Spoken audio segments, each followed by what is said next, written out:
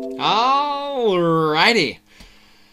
The last part 3 of giving effective oral presentations. This section we are going to be talking about presentation tips, okay, and group presentations. Exciting subjects. Let's dig in, okay? Here we go. First, we're going to be talking a little bit about informative presentations. This is probably one of the most difficult kinds because you're trying to sway somebody's emotions or decisions about something. And so to do so, you've got to kind of invoke and appeal to their emotions and answer many of their questions. So your presentation needs to have a lot of the answers that they're looking for already packed in. Also, you want to make them appeal to what you're saying, meaning that you want them to be able to come around, to be able to help identify and get on the same page, so to speak, as what you are. Okay? Organize, as it says here. I'm just going to briefly go over some of these things. Organize your information logically, okay? Remind the audience of the big picture. Make sure you give them the goal of what you're trying to accomplish. Make your presentation interesting. This is something that you may have a lot of information. Now, one thing to be aware of is statistics, numbers, and facts. Okay? These things are very, very helpful, but if you use them over and over and over in the same speech, it can get monotonous and it can get boring. Okay? So make it interesting. Sometimes it's helpful to have activities, or what I mean, you can use visual aids, which can help a lot. Okay? Non-verbal communication. That would be your hand gestures, your eyes, your body. Okay? Use them. Sometimes it is, if you're able to, move around the room. Okay? It says here, keep your presentation short and simple. Okay? Remember, less than 10% of people remember what you say. Okay? So don't speak too long and don't be very boring. Okay? Or speak too slow. Okay? Remember, you want it kind of natural. Okay? So, the opening, and the conclusion are your big bang points. Okay? And then your body is what's going to give them the facts and the information that they need. Sometimes you're given just a certain amount of time. So you've got to be able to make sure that you cover everything within that time and take that time. Okay? All right. Make sure you get feedback from the audience. I'm going back to persuasive presentations. Well, this actually goes for informative presentations too. So you can cross out persuasive and probably also put a slash in there and write informative. So when you're given information about something, make sure that you first understand your audience. Try to find out what they know. If you're speaking about something technical, see what technical ability level that they're at and speak to that. And then you can bring them up if you're getting really into a lot of detailed technical items and things like that. Okay? It says here, establish credibility. If you have expertise, certificates, or licenses of some kind, you can make those known and make sure people understand that that you do know what you're talking about. A lot of this can also be in your voice. Now, if you get feeling a lot of stress and you're not very good at doing public speaking, even though you're an expert, your voice can make it sound like you're not. Speaking of which, have you ever had a teacher that give you the impression of he or she not knowing what they're talking about? And it may be just because of their speech. They may throw in a lot of us in there when they talk. And it could be just their mannerisms, how they move can give them away. So these are all things that can establish your credibility. Make sure that you're confident and that you don't break in your voice. That when you speak with authority and control, okay? And speak like you know what you're doing. Fake it till you make it, right? All right. Understand and focus on what motivates people. This goes, again, with knowing your audience. Your audience is the ones that you're going to be communicating to, that you're going to be talking to. And you've got to know where their interest lies and be able to identify with them and be able to speak accordingly.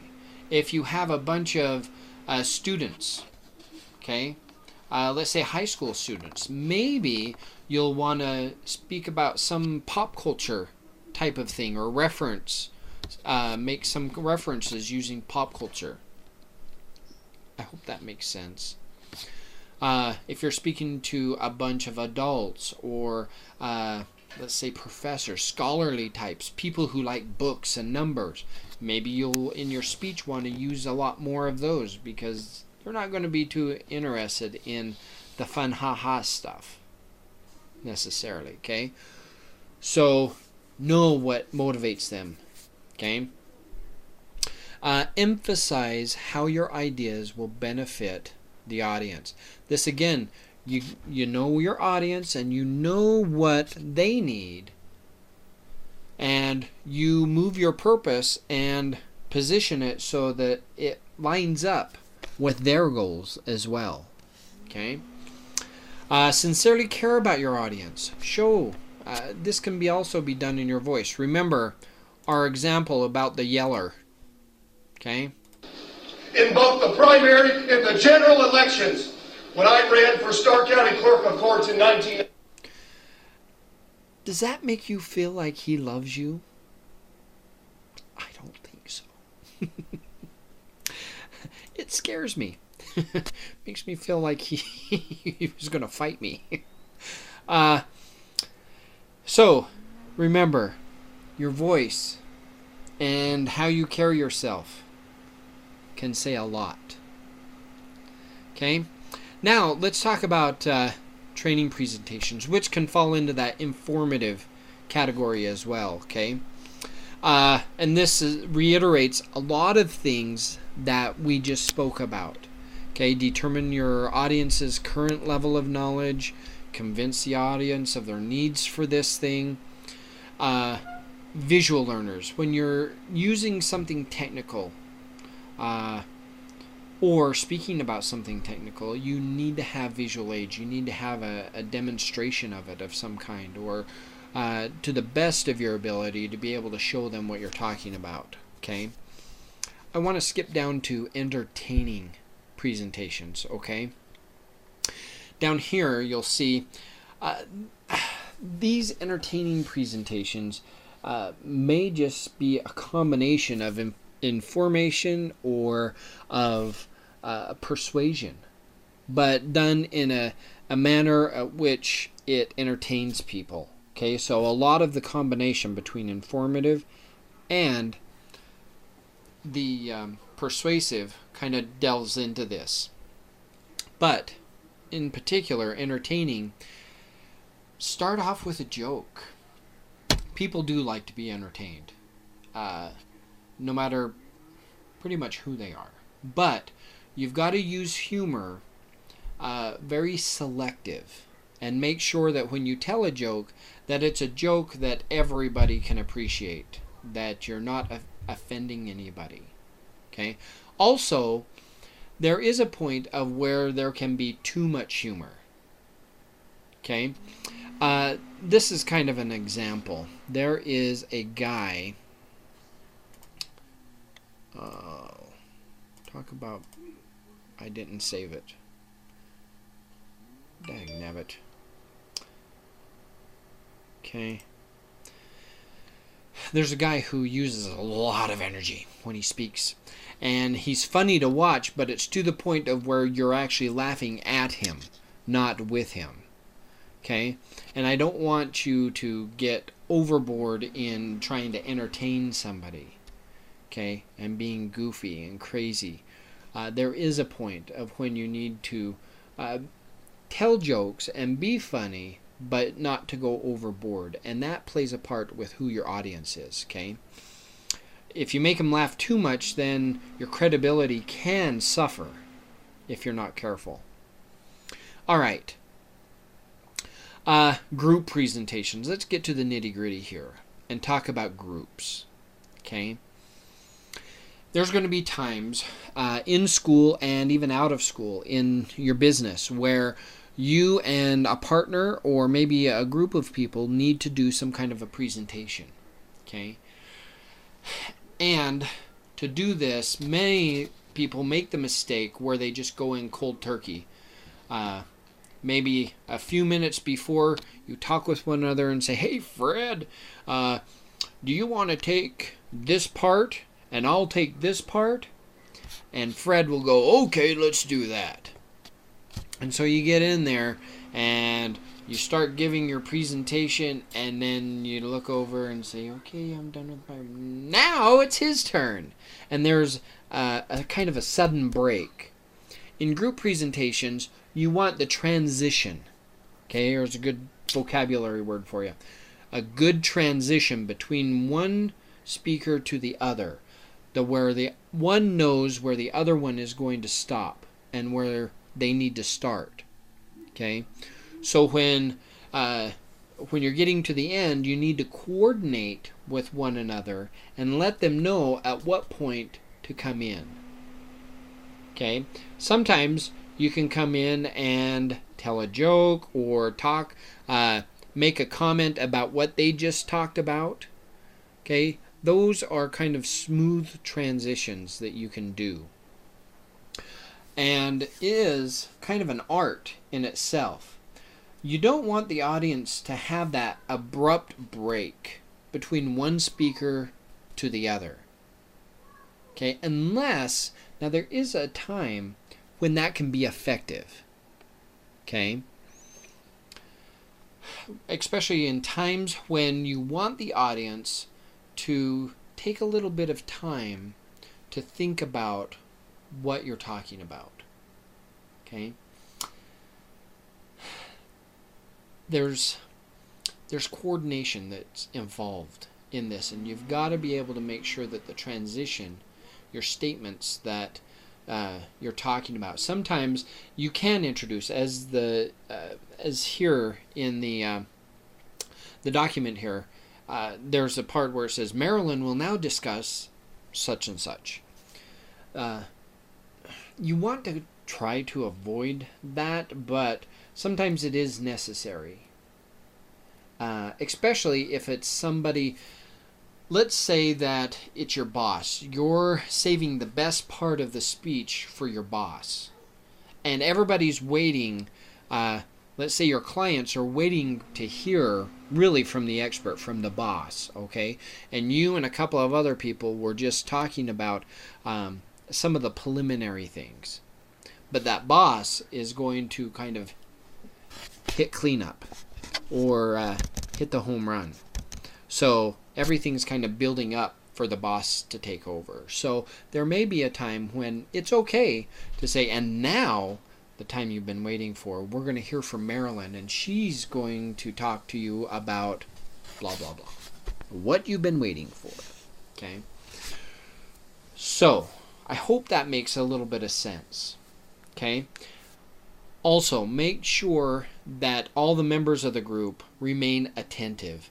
Just because you're done with your part or you're waiting for your part to come, don't get distracted. Don't be looking around, and make sure that you know where everything is, everything's set up, you're ready to go, and that you're interested too. You can listen to the speakers, but here's a trick. You want to look at the audience. You keep a dead eye on the audience and see what they're looking at, because if you've got a partner that isn't very charismatic or energetic, doesn't have much energy in what they speak about, and you see people kind of sleeping, then when it's your turn, you can see that and know and say, okay, everybody, here we go, and wake them up and get that energy back into your presentation. Everybody can feed off of that, okay, and help each other. Doesn't mean that the person before you is not doing a good job. They may be doing a good job. But you've got to play to the audience. You've got to be able to read them and understand where they're at. Okay? So make sure that you remain attentive. All right. The Q&A. If you're in a group where everybody's a specific expert in different areas, then of course the whole group needs to participate in the Q&A. But if it's something that you are all experts on, it's probably best to just have one person represent the company or the class or the group, okay, and be able to answer questions. I hope this helps. The next part of this is rehearse, rehearse, rehearse. Means practice, practice, practice. Make sure that you're taking the time to prepare and making sure, again, I can't overemphasize the need for the group to be able to work on those transitions. Okay? Talk over with each other what you're going to be talking about. And if you're going to tell a joke, tell the group beforehand what joke you're going to be telling them, because that may make it so that another person can follow up with a different joke or something that goes along with that joke. Okay? Which will enrich your presentation. Now, in conclusion, what we've talked about so far is that we've talked about the planning process, some of the formatting of oral presentations. Remember, the opening and the closing are key components in your speech, and you've got to make sure that those are nailed down. Okay? Remember, when you begin, you got to tell them what you're going to tell them. As you're telling them, you've got to tell them what you're telling them. Then, at the end, like I'm doing now, you tell them what you've told them. Okay? And chances are they'll be able to retain a lot more of what you're trying to get across to them. Remember, about 10% is all that they're going to remember out of the whole thing. So you've got to pick and choose and make sure that in that conclusion portion of your speech that you're hitting them with things that you want them to take away from. Okay? Along with the opening. Okay? All right. I hope you've enjoyed this, and I hope this has been helpful for you. Hang in there, and I hope that your next presentation, you hit a home run. Good luck, and salut!